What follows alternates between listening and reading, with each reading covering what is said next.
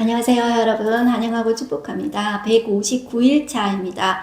여호와를 앙망하라 라는 주제로 하나님 말씀 함께 나누겠습니다. 오늘은 열왕기하 21장 1절에서 18절 말씀과 이사야서를 끼워 읽기를 다시 하겠습니다. 이사야 40장과 41장을 함께 끼워 읽겠습니다. 우리 먼저 기도하겠습니다. 사랑의 하나님 감사합니다. 오늘도 저희를 진리의 말씀 앞에 불러주시니 감사합니다. 하나님, 사람은 바뀌고 시대는 바뀌어도 하나님의 말씀은 영원히 변치 않고 살아있습니다. 그러기에 우리가 신뢰할 수 있는 것은 사람이 아니라 어떤 힘과 권력이 아니라 하나님의 말씀입니다. 오늘도 그 영원하신 하나님의 말씀 앞에 우리가 앉았사오니 하나님, 우리의 눈과 귀를 열어주셔서 하나님의 말씀이 우리의 영혼 속에 깊이 새겨져서 우리가 그 말씀만 붙잡게 하여 주시옵소서. 사람이 강하다고 하는 그런 힘과 돈과 권력을 의지하는 것이 아니라 우리 하나님의 백성은 하나님의 말씀만 우리 가슴 속에 새기고 의지하고 붙잡고 나아가는 우리 되게 하여 주시옵소서. 성령 하나님 온전히 다스려 주시옵소서. 예수님의 이름으로 기도드렸습니다. 아멘. 네, 우리는 다시 미가서를 읽은 후에 열왕기 하 역사로 다시 돌아오겠습니다. 돌아와서 오늘 므낫세 왕 때 이야기를 읽는데요. 이 므낫세는 히스기야의 아들입니다. 55년간을 치레하게 되는데요. 자, 이 므낫세는 하나님을 완전히 배신하고요. 아합의 길을 따라갑니다. 그래서 이 아합이 마치 여전히 살아있는 듯한 그런 인상을 주게 됩니다. 자, 그로 인해서 이 이사야는 참 힘들었을 텐데요. 유대인의 전승에 따르면 이 므낫세가 이사야를 톱으로 켜서 죽였다고 해요. 그래서 믿음의 장이라고 이야기할 수 있는 신약에 히브리서 11장에 보면 믿음 장이잖아요. 거기에 보면 어떤 이들은 톱으로 켜서 이제 죽임을 당했다, 그런 부분이 나오는데요. 그것이 바로 이사야를 향한 말씀이라고 합니다. 네, 우리는 이 히스기야 왕의 아들 므낫세 치정을 읽은 후에 이사야서를 이제 끼워 읽기를 오늘 하겠습니다. 자, 우리는 열왕기상과 물고기 그림 이제 꼬리 부분을 계속 하고 있다, 이렇게 생각하셔야 되겠습니다. 이 꼬리 부분은 망하는 이야기다 했을 때 북쪽 이스라엘은 호세아 왕 때 아수르에게 망하고 남쪽 유다에 내려와 보니 히스기야가 왕입니다. 그때 히스기야가 왕일 때 하나님은 이사야와 미가 선지자를 보내셨습니다.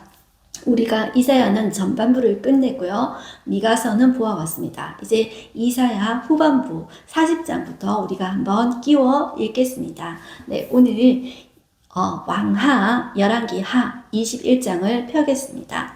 네, 이 므낫세는 남유다의 14대 왕입니다. 잊어버린이라는 뜻이고요. 55년간 다스렸습니다.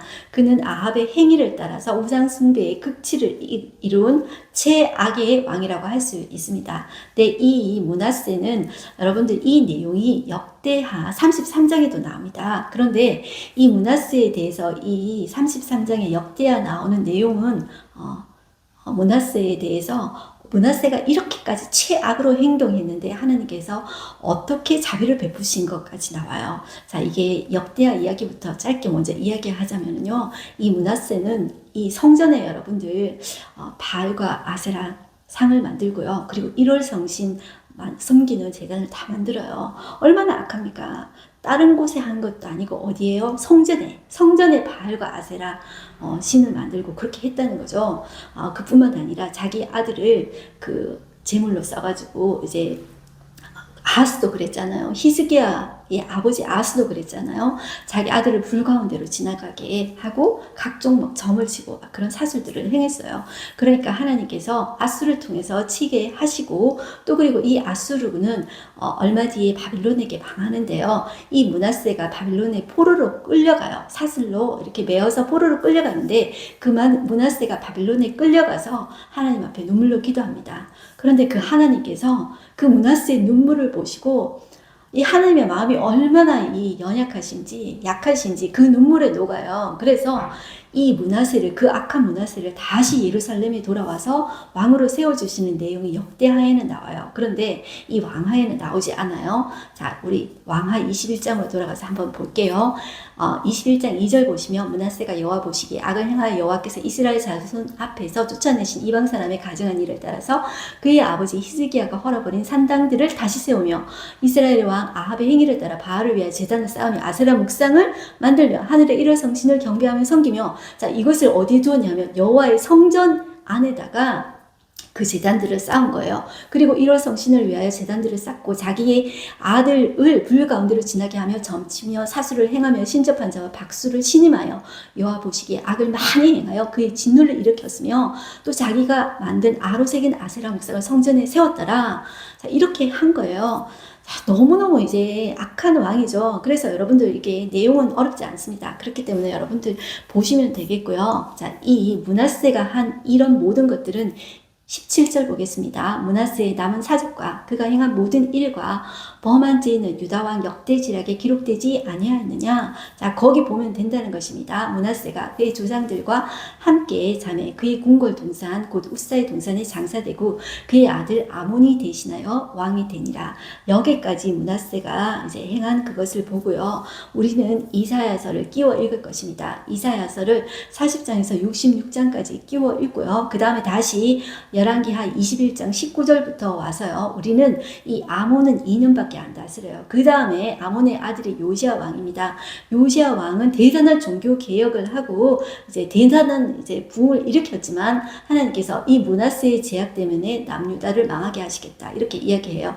그래서 이 요시야가 망하게 되는 이제 5번째 들어가는 이제 요시야 다음에 이제 5번째 끝에 이제 시드기야 때 유다가 이제 망하게 됩니다. 거기까지 일단 하고요. 우리는 이사야 40장으로 와서 이사야서를 끼워 읽겠습니다. 네, 이사야 40장을 펴시고요.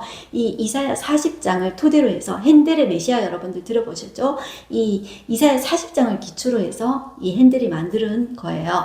자, 이제 40장을 펴시고요. 자, 이 40장은 그 전에 우리가 39장까지 했단 말이에요. 그런데 이 40장하고 간격이 실제로 길게는 한 200여 년 정도 돼요. 그래서 사람들이 이게 이사야 1권, 2권, 이거 따로따로 된 거 아닌가 이렇게 말하는 학자들도 있는데요. 이 성경의 사본들이 많이 발견되고 있는데 이사야서가 이렇게 하나의 두루마리로 1장에서 66장까지 전체가 이렇게 발견되고 있어요. 그렇기 때문에 우리들은 뭐 이것이 따로따로 뭐 이사야가 이 예언이 다 이루어지고 난 다음에 쓴 것이 아니라 하나님의 예언을 미리 받아서 쓴 것이다. 이렇게 여러분들이 보시면 되겠습니다. 뭐 우리에게는 그렇게 중요한 일이 아니지만 이 학자들에게는 그게 이제 중요한 거예요. 그렇기 때문에 여러분들 생각해 보십시오. 이 일이 다 이루어지고 나서 쓴 거랑 200년 전에 이루어지기 전에 쓴 거랑 얼마나 이제 차이가 나겠습니까? 그런데 이것이 통째로 발견된 거로 봐서는 이 일이 이루어지기 전에 200년 전에 미리 예언한 그 책이라는 것이죠. 이 이사야의 글들이. 자, 이제 40장 1절 가겠습니다. 1절 보시면 너희 하나님이 이르시되 너희는 위로하라. 내 백성을 위로하라. 자, 하나님의 이 위로하라는 이 말씀은 하나님의 약속하신 그 약속이 반드시 이루어진다는 거예요. 지금 어떤 상태냐면 이스라엘 사람들이 이제 그 심판을 받아서 이제 이 200년 뒤에는 아수르에게 위에 북이스라엘이 망하고 200년 뒤에는 이 남쪽 유다가 바빌론에 포로로 끌려가요. 그러니까 그 위로가 어디 있겠어요. 그런데 하나님께서 그 바빌론의 포로를 돌이키시고 하나님께서 하실 것이라는 것이죠. 그 약속들이 이제 메시아를 통해서 이루어지는 건데 40장부터 그 위로의 메시지가 계속 나와요. 하나님은 위로하라, 위로하라. 그리고 너희는 예루살렘의 마음에 닿도록 말하라고 해요. 그것에게 외치라. 그 노역의 때가 끝났고 그 제약이 사함을 받았느니라. 자, 이 노역의 때는 어떤 때냐면 바빌론의 포로로 끌려가서 노역일을 당하는 거예요. 그런데 끝났고 그 제약이 사함을 받았느니라 그렇게 이야기해요. 그런데 여러분들 자 지금 아직까지 아수르가 최대 강국이고요. 지금 이 히스기야 왕 때 이 이사야서를 쓰고 있을 때 여러분들 지금 바빌론은 아수르 밑에 있는 아주 작은 나라예요. 이 바벨론이 지금 남유다를 아직 먹지 않았어요. 200년 뒤의 일이에요. 그런데 하나님은 벌써 노역의 때가 끝났고 그 제약이 사함을 받았대요. 자, 이것은 이 히브리어로 쓸 때 아주 확실한 미래에 대해서 쓸 때 시제를 여러분들 그냥 끝났다 과거형으로 쓴대요. 이 말이 좀 어렵습니까? 가만히 생각해 보세요. 다시. 자, 확실하다. 확실한 미래에 대해서 쓸 때 하나님은 아예 끝났다. 과거형으로 쓴다는 거예요. 자, 그것만 여러분들이 보시고요. 그러니까 이 하나님의 예언이 너무나도 놀랍지 않습니까? 여러분들 200년 뒤에 일어날 일인데 너희는 바벨론의 포로로 끌려갈 거지만 끝날 거야. 그리고 돌아올 날이 있고 내가 너희들의 죄악을 사한다 이런 이야기를 하시는 것입니다. 그리고 그의 모든 죄로 말미암아 여호와의 손에서 벌을 배나 받았느니라 이렇게 이야기합니다. 그리고 3절 외치는 자의 소리여 이르되 너희는 광야에서 여호와의 길을 예비하라 사막에서 우리 하나님의 대로를 평탄하게 하라. 자, 여러분들 이 말을 어디서 좀 들어본 말이 아닙니까? 자, 이 말은 세례 요한이 와서 세례 요한이 왔는데 사람들이 너 누구냐? 너 메시아냐? 했을 때 나 메시아 아니다. 너 엘리야냐? 했을 때 나 아니다 하면서 나는 광야에서 외치는 소리다 이렇게 이야기했어요. 자, 이렇게 이야기하면서 이 말을 지금 세례 요한이 한 말이거든요. 자, 이 말은 위로하라라는 명령을 이제 수행하는 소리입니다. 이 참된 이 위로자는 여러분들이 누구냐 하면은 구원자, 메시아가 참된 구원자, 참된 위로자입니다. 그런데 이 메시아가 오기 전에 이 세례 요한이 와서 그의 길을 평탄하게 하는 것입니다. 그의 길을 평탄하게 하면서 이 세례 요한은 무슨 메시지를 전하냐면 회개하라는 메시지를 전합니다. 그렇지 않으면 너희는 심판이다 이런 이야기를 하는 거예요. 자, 여러분들 예수님은 구원자 아닙니까? 그런데 구원은 여러분들 내가 어떤 상태인지 정확하게 알 때 구원이 이루어지게 됩니다. 제가 이때까지 계속 말씀을 드렸는데요. 그냥 위로하고 그냥 구원하고 좋고 좋은 것으로 끝나고 위로하고 그것이 하나님의 구원의 역사가 아닙니다. 내 상태를 처절하게 파악하게 하십니다. 내 상태는 어떤 상태다? 나는 절망이에요. 나는 물에 빠져서 죽을 수밖에 없는 존재고 내가 심판받을 수밖에 없는 존재라는 것을 처절하게 느끼게 하나님은 지금 세례 요한을 통해서 회개하라. 그 죄에 대해서 심판하시겠다. 그것을 명확하게 이야기하고 있어요. 그래서 여러분들 내가 죄인이라는 것을 처절하게 느끼지 않은 사람은 내가 정말 물에 빠진 존재라는 것을 정말로 가슴 깊이 느껴보지 않은 사람은 정말로 하나님의 구원의 메시지가 들어오지 않습니다. 내가 물어 빠져본 적 경험이 없는데 내가 정말 처절한 절망 상태에 빠져보지 않았는데 구원이 뭐가 필요하겠습니까? 잘 먹고 잘 사는데 무슨 구원이 필요하겠습니까? 자, 구원은 절망에 빠진 사람에게 구원이 필요한 것입니다. 그래서 세례 요한이 와서 그의 길을 평탄하게 하는 자는 회개케 하는 사역, 심판 받을 수밖에 없는 존재다. 그 사역을 말하는 것이라고 여러분들이 생각하셔야 되겠습니다. 자, 6절로 가겠습니다. 말하는 자의 소리여 이르되 외치라 대답하되 내가 무엇이라 외치리이니까. 자, 말하는 자여. 자, 말하는 자의 내용, 외칠 내용은 무엇입니까? 할 때 이르되 모든 육체는 풀이요 그의 모든 아름다움은 들의 꽃과 같으니 이야기하고 있죠. 모든 육체는 이야기하고 있습니다. 이것은 예외가 없다는 것입니다. 모든 육체는 뭐라고요? 풀. 그의 모든 아름다움 예외가 없습니다. 세상에 있는 모든 아름다운 것은 잠시 잠깐의 들의 꽃과 같습니다. 시들 수밖에 없습니다. 그리고 7절 푸른 마르고 꽃이 시든다고 이야기하고 있어요. 여호와의 기운이 그 위에 불미라. 이 백성은 실로 풀이로다 이렇게 이야기하고 있죠. 자, 그러나 푸른 마르고 꽃은 시드나 우리 하나님의 말씀은 영원히 서리라 이렇게 이야기하고 있습니다. 자, 이것은 사람들이 이렇게 이야기하는 것이죠.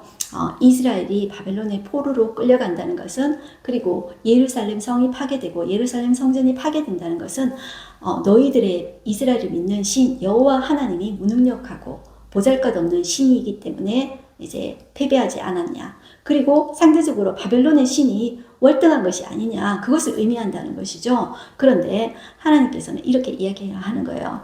바벨론, 페르시아와 같은 제국도 시든다는 거죠. 풀과 같이 들꽃과 같이 시든다는 것이죠. 하나님의 기운이 여호와의 기운이 훅 불어버리면 그들도 풀과 같이 시들어 버린다는 것이죠. 그렇지만 하나님의 말씀은 영원히 서리라 이렇게 이야기하고 있습니다. 그렇기 때문에 우리는 무엇을 신뢰해야 되겠습니까? 그렇게 힘이 센 바벨론과 페르시아 같은 그런 제국을 의지하는 것이 아니라 돈과 권력을 의지하는 것이 아니라 무엇을 의지해야 됩니까? 하나님의 말씀이 영원하다는 것을 그것을 의지하셔야 됩니다.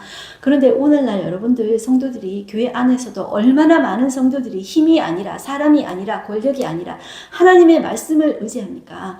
이것이 확실하게 되지 않으면 교회가 서지 못합니다. 그렇기 때문에 제가 이렇게 부족할지라도 이렇게 이 연사 부족할지라도 이것을 주장하는 거예요. 여러분들 절대로 풀과 같이 시들고 여러분들 꽃과 같이 그런 잠시 잠깐에 있는 인간을 의지하시면 안 됩니다.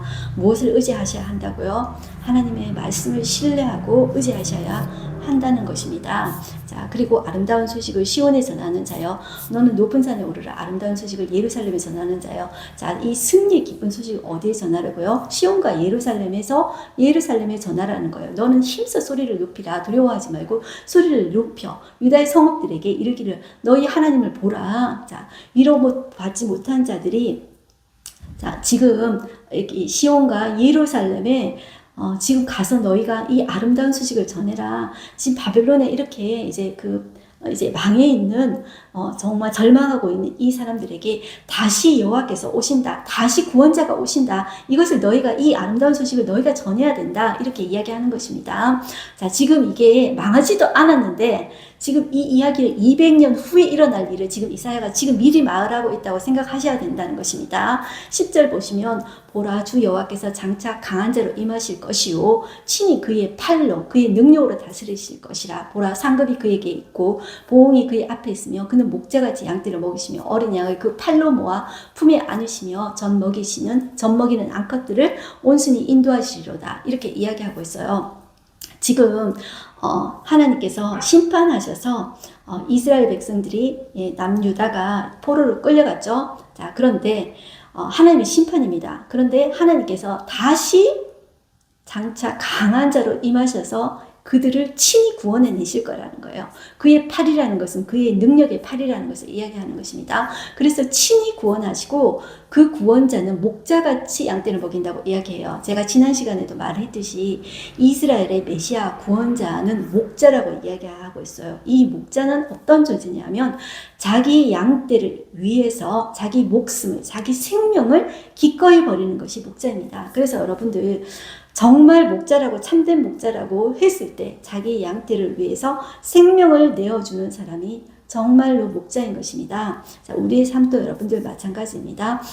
하나님은 자기 백성을 고통 가운데서 구원하시기 위해서 하나님 다시 찾아오시는 분이시거든요. 그렇기 때문에 여러분들 고통 가운데 계시니까 하나님은 우리를 다시 구원하시기 위해서 찾아오십니다. 그렇기 때문에 우리의 삶에서 여러분들 다시 찾아오시는 하나님의 때가 있습니다. 그것을 의지하면서 저와 여러분들이 살아갔으면 좋겠습니다. 그 하나님은 어떤 분이시라고요? 목자요. 그 목자는 어떤 목자라고요? 자기 생명을 내어주는 목자라는 것입니다. 네, 그리고 자, 비교할 수 없는 하나님에 대해서 이야기하고 있는데 이 유다 백성들은 하나님이 무능력하니까 힘이 없으니까 바벨론 신에게 당하지. 그 당시에 전쟁은 신들의 전쟁이라고 이야기했죠. 그러니까 바벨론의 신들에 비하면 우리가 믿는 그 하나님은 너무 무능력해. 그러니까 우리가 당하지. 그러니까 우리가 포로로 끌려가지. 이렇게 생각한다는 것이죠.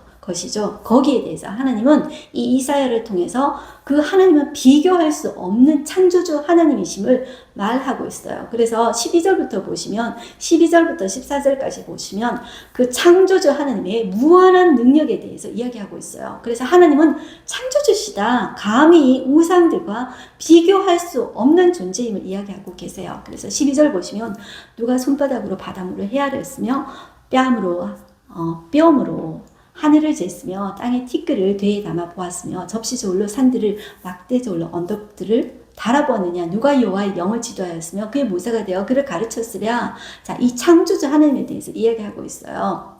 자, 그리고 15절 볼게요.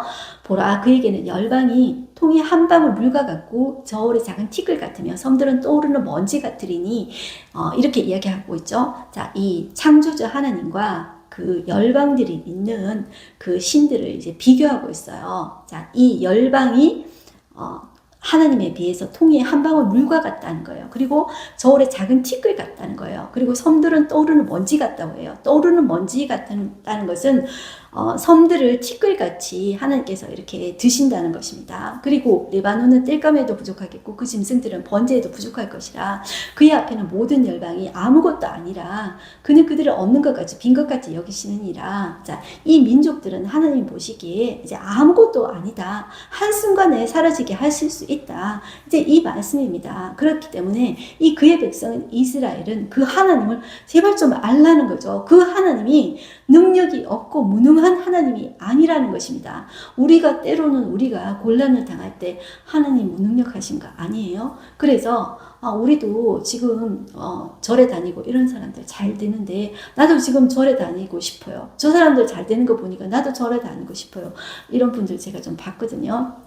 자, 우리가 하나님께서 허용하셨기 때문에 이것이 있어요. 그런데 우리가 당하는 벌들이 결국에는 이것이 거름이 되어서 또 다른 생명을 살리는데 반드시 쓰여집니다. 여러분들 그렇기 때문에 지금 당하는 그런 환난에 대해서 나 하나님 떠나갈래요. 하나님 무능력하잖아요. 자, 그래서 내 하나님 떠나갈래요. 그렇게 하시면 절대로 안 된다는 것입니다. 왜냐하면 그 하나님이 창조주 하나님이시고 그 하나님의 지혜와 그 하나님의 능력은 무한한 것을 이 이사야는 계속 말하고 있어요. 자, 18절도 볼게요. 그런즉 너희가 하나님을 누구와 같다 하겠으며 무슨 형상을 그에게 비기겠느냐? 그러면서 우상에 대해서 이렇게 이야기하고 있어요. 우상은 장인이 부어 만들었고 장식이 금으로 입혔고 그 은사슬을 만든 것이라 궁핍한 자는 거제를 드릴 때에 썩지 아니하는 나무를 택하였고 지혜로운 장인을 구하여 우상을 만들어 흔들리지 아니하도록 세우느니라. 자, 이제 그 우상은 진짜 아무것도 아니라는 것이죠. 22절 볼까요? 그는 땅 위 궁창에 앉으시나니 땅에 사는 사람들은 메뚜기 같으니라. 자, 메뚜기 같다는 거예요. 그가 하늘을 차일같이 펴셨으며, 차일이라는 게 뭐냐 하면 여러분들 햇빛을 가리기 위해 치는 치장을 갖다 차일이라고 이야기합니다. 하나님께서 창조주로서 하늘을 이제 차일같이 펴셨고 거주할 천막까지 하나님께서 치셨다는 것입니다. 그리고 하나님께서 귀인들을 패하시고 세상의 사사들을 헛되게 하시나니 그들은 겨우 심기고 겨우 부러졌으며 그 줄기가 겨우 땅에 뿌리를 박자 곧 하나님의 입김을 부시니 그들은 말라 회오리 바람에 불려가는 초계 같도다. 초계 지난번에 나왔죠. 바싹 마른 지푸라기나 건부를 가리키는 거예요. 그러니까 여러분들 세상의 통치자들은 하나님께서 여러분들 세상의 통치자들 힘과 권력이 가진 자들이 영원할 것 같죠. 그런데 하나님께서 그 귀인들을 패하시고 그 사사들을 헛되게 하시는데 그들이 어떻게 됐다고 이야기하냐면 하나님이 그들을 겨우 심기고 겨우 부러졌고 그 줄기가 겨우 땅에 뿌리를 박았다고 하나님 말씀하고 계세요. 그러니까 그 돈과 권력과 그들의 권세가 영원하지 않음을 이야기해요. 그래서 하나님이 입김을 한 번 부르시면 회오리 바람에 불려가는 초계같이 없어질 것을 이야기해요. 그러니까 지금 너희가 나중에 포로로 끌려가게 되는데 바벨론 제국도 하나님께서 후 하고 불면 초계같이 되어버린다. 그 이야기를 하고 계시는 거예요. 자, 27절 보겠습니다. 야곱아 어째 네가 말하며 이스라엘아 네가 이르기를 내 길은 여호와께 숨겨졌으며 내 송사는 하나님께 벗어나지 하나님에게서 벗어난다 하느냐 너는 알지 못하였느냐 듣지 못하였느냐 영원하신 하나님 여호와 땅끝까지 창조하신 이는 피곤하지 않으시며 공비하지 않으시며 명철이 한이 없으시며 왜 이 이야기를 하냐면 이 하나님의 백성 이 이스라엘 백성들이 하나님을 무능력해 하나님은 우리들을 돌보지 않아 이렇게 불평한다는 거예요. 하나님은 무관심해 이렇게 불평한다는 거예요. 거기에 대해서 하나님이 그렇지 않다 이렇게 이야기하시는 거예요. 내가 어떤 존재인지 내가 말해주겠어 이렇게 이야기해요. 29절 피곤한 자에게는 능력을 주시며 무능한 자에게는 힘을 더하시나니 소년이라도 피곤하며 곤비하며 장정이라도 넘어지며 쓰러지되 오직 여호와를 앙망하는 자는 새 힘을 얻으리니 독수리가 날개치며 올라감 같을 것이요 다른 박질을 하여도 곤비하지 아니하겠고 걸어가도 피곤하지 아니하리로다. 하나님은 여러분들 한순간도 자기 백성을 그 하나님의 눈에서 떼지 않으십니다. 하나님은 사랑하십니다. 그것을 저와 여러분이 꼭 신뢰하셔야 합니다. 그러니까 우리에게 필요한 것은 그 하나님께 우리 자신을 내어 맡기고 힘과 능력을 주시는 그 하나님을 계속 신뢰하고 여러분들 선포하셔야겠습니다. 이제 41장 넘어가겠습니다. 이 41장은 그 하나님이 민족들을 불러 앉혀서 피고석에 앉혀요. 그리고 그들을 신문하세요. 누가 참된 신인가? 자, 한번 따져보자. 이렇게 이야기하십니다. 그러면서 이 역사의 흐름을 이끌어가는 자는 인간이 아니라 계속 반복했죠. 돈 있는 자, 힘 있는 자, 권력 있는 자가 아니라 누가 이끌어 가신다고요? 역사의 주인은 하나님이 이끌어 가신다. 그것을 41장에서 말하고 있어요. 자, 그래서 여러분들 섬들아 내 앞에 잠잠하라 민족들아 힘을 새롭게 하라 가까이 나오라 그리고 말하라. 우리가 서로 재판자리에 가까이 나가자. 그러니까 이 피고색에 앉히시고 한번 말 한번 해보자는 거죠. 한번 따져보자는 거죠. 2절 누가 동방에서 사람을 일깨워서 공의로 그를 불러 자기 발 앞에 이르게 하였느냐. 열국을 그의 앞에 주며 그가 왕들을 다스리게 하되 그들이 그의 칼에 티끌 같게 그의 활에 풀리는 촉에 같게 하며. 자, 지금 이거는 누구를 이야기하고 있냐면 하나님께서 이 바벨론 제국 하나님이 후 불러서서 촉에같이 흩으시는데 누구를 사용하시냐면 페르시아, 바사, 한문으로 바사입니다. 페르시아는 고레스를 써서 여기서 말하는 동방은 바사의 고레스를 이야기합니다. 이 고레스를 써서 내가 그렇게 넘겨줄 것이라는 거예요. 그리고 고레스를 통해서 제국을 만들어서 내가 왕들을 다스리게 하겠다. 하나님께서 이렇게 말씀하고 계시는 것입니다. 자, 하나님께서 하신다는 것을 계속 이야기하고 있어요. 그러면서 이제 사람들은 이제 서로 힘을 내라고 하면서 우상을 만들어요. 그러면서 하나님은 우상이 만약 진짜 신이라면 자신의 능력을 보여줘야 된다. 자, 그런데 그 우상이 얼마나 힘이 없는지 막 흔들리면은 못으로 단단히 박아야 되는데 그것을 사람들이 막 이제 그 우상을 섬긴다는 거예요. 그래서 여러분들 이걸 한번 보실까요? 땅끝이 무서워 떨며 함께 모여와서 6절 각기 이웃을 도우며 그 형제에 이르기를 너는 힘을 내라 하고 지금 우상을 만드는 거예요. 목공은 금장색을 격려하며 망치로 고르게 하는 자는 매질꾼을 격려하며 이르되 땜질이 잘 된다 하니 자 그가 못을 박아 우상을 흔들리지 아니하게 하는도다. 그러면서 이제 우상을 섬긴다는 거예요. 그런데도 불구하고 너희들이 그 우상을 섬길래? 이렇게 이야기하고 있습니다. 8절 그러나 나의 종 너 이스라엘아 내가 택한 야곱아 나의 벗 아브라함의 자손아 계속 돌아오라는 거예요. 내가 땅 끝에서부터 너를 부르며 땅 모퉁이에서부터 너를 부르고 내게 이르기를 너는 나의 종이라 내가 너를 택하고 싫어하여 버리지 아니하였다 하였노라. 두려워하지 말라 내가 너와 함께함이니라. 놀라지 말라 나는 네 하나님이 됨이라. 내가 너를 굳세게 하리라. 참으로 너를 도와주리라. 참으로 나의 의로운 오른손으로 붙들리라. 이 약속의 하나님은 우리 많이 들어보셨죠? 이 약속의 하나님을 붙잡고 신뢰하셔야겠습니다. 그리고 하나님께서 이 11절부터 13절까지는 내가 말이야 내게 노하던 자들 수치당하게 할 거야. 욕을 당하게 할 거야. 그 대적들을 내가 망하게 할 거야. 이렇게 약속하십니다. 그리고 13절 다시 한번 반복하십니다. 이는 나 여호와 너의 하나님이 내 오른손을 붙잡고 오른손의 능력의 상징입니다. 자, 내게 이르기를 두려워하지 말라. 내가 너를 도우리라. 다시 한 번 더 하나님께서 말씀하십니다. 그러니 신뢰해라. 이렇게 이야기하십니다. 14절 보시면 버러지 같은 너 야곱아. 왜 버러지 같다고 이야기할까요? 민족들에게 짓밟힌 그 이스라엘의 모습이 버러지 같다는 거예요. 자, 그런데 말이야. 너 두려워하지 말아라. 나 여호와가 말하느니 내가 너를 도울 거야. 내 구속자는 이스라엘의 거룩한 이야. 보라 내가 너를 날카로운 새 타작 기계로 만들 거야. 자, 심판의 날카로운 그런 기계, 새 타작 기계로 만들 거라고 이야기하고 있어요. 그래서 내가 산들을 쳐서 부스러기를 만들 것이며 작은 산들을 겨같이 만들 거야. 이렇게 이야기합니다. 이 산들이라는 것이 뭐 이방 민족을 심판하는 그런 이제 뭐 존재로 만들 거야. 뭐 이렇게 이야기할 수도 있는데 구체적으로 명확하게 이 산들과 작은 산들은 이제 무엇인지는 이제 모른다고 합니다. 그렇지만 이 하나님의 약속의 말씀을 우리가 붙잡아내야 된다는 것입니다. 자, 18절 보시면 내가 헐벗은 산에 강을 내며 골짜기 가운데 샘이 나게 하며 광야가 못이 되게 하며 마른 땅에 생근을 되게 할 것이며 내가 강야에게는 자 여기 여러분들 계속 이런 메시지가 계속되고 있어요. 시틴나무와 화석나무와 돌 감는 나무, 들 감는 나무를 심고 사막에는 잣나무와 소나무와 황나무를 함께 두리니 자 이런 생명의 역사 여러분들 사막에 어때 이런 나무들을 심습니까? 자, 아까 헐벗은 산에 18절에 강을 어떻게 냅니까? 광야가 어떻게 못을 냅니까?